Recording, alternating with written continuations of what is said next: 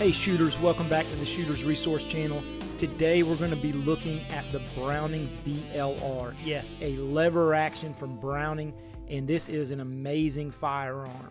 But before we get started, go ahead and take a second, hit that like and subscribe button, show your support for the channel and the Second Amendment.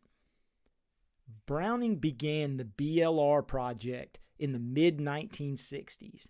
And it actually began production in 71. And in the years 71 and 72, these guns were made in Belgium. But after that, in 1973, they transitioned all manufacturing to Japan. And that's where it's made present day.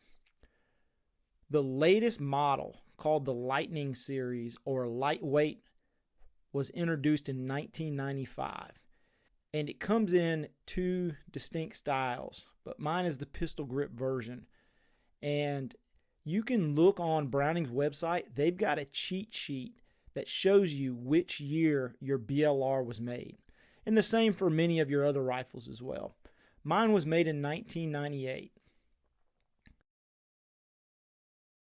Now, the BLR series comes with a front and rear sight. So if you choose not to go with the scope, you can actually run this gun with iron sights. Or you can use some of the old school mounts that allow you to see your iron sights underneath your scope. But for this gun, I elected to remove my rear sight and just leverage this nice Bushnell Forge 4.5 by 27 power scope on it. If you do choose to use the sights, the front sight is a fine gold bead. And you've got a low profile rear that's kind of boxy and adjustable. But the sights are pretty clean. It comes in 15 calibers, including the modern 6.5 Creedmoor and all your popular calibers. Mine is chambered in 300 Win Mag, which is the long action version.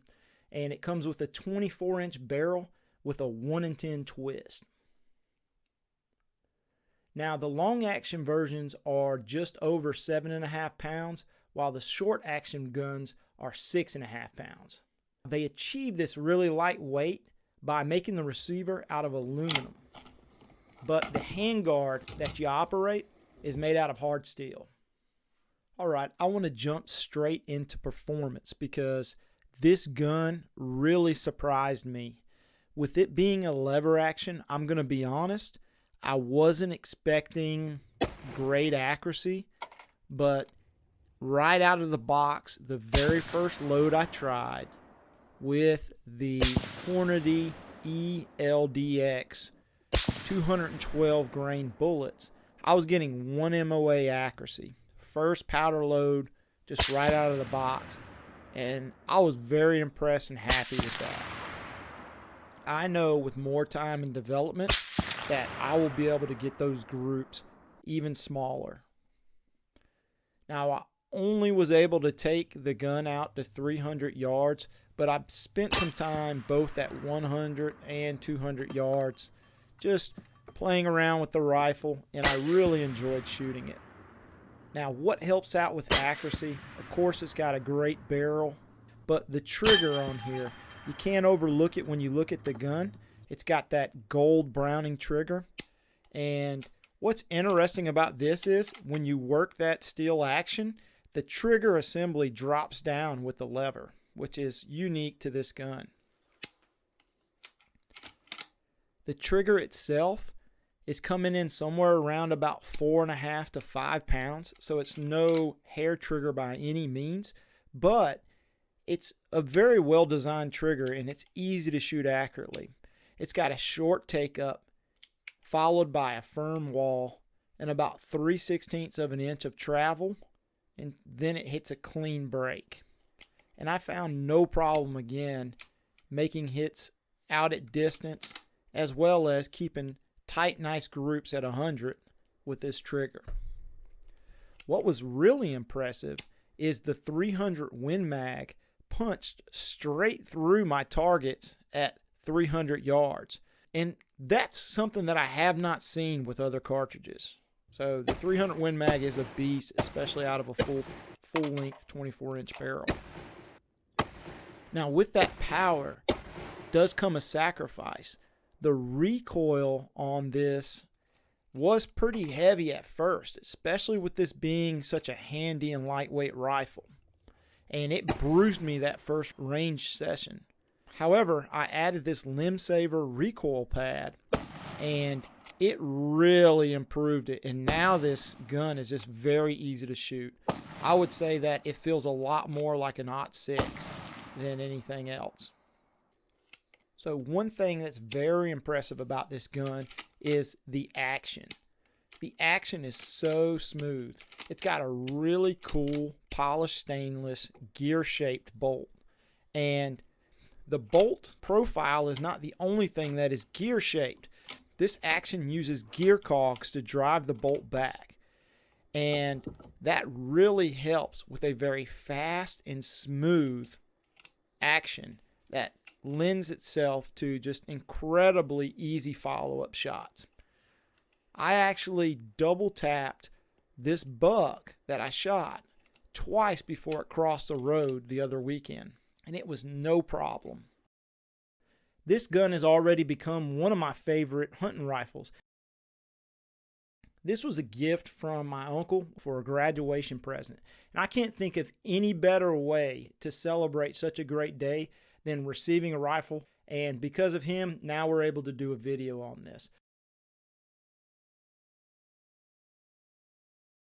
Another thing I like about the BLR is it has a removable box magazine. Now, many lever actions have a tubular magazine, and there's some benefits to that.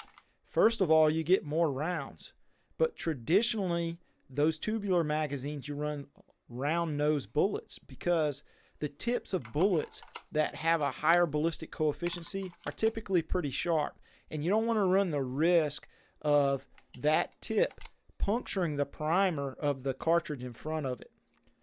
Now, there are Hornady Lever Revolution ammunition that has greatly improved that, but with the box magazine, you can run whatever load you want. But this box magazine for 300 Win Mag holds 3 rounds. For some of your smaller rounds, you might get 4 round box magazines, but it's just a nice touch from Browning, and I really like it. It also helps keep the profile of the rifle very slim, which looks really good, and it gives it a classic look and feel. The hammer is wide and serrated, so it's very easy to get to because there is no safety on this gun. The way that you make the gun safe is you run it at half cock, and then when you're ready to shoot, you go ahead and cock the hammer all the way to the rear because this is a single action only gun.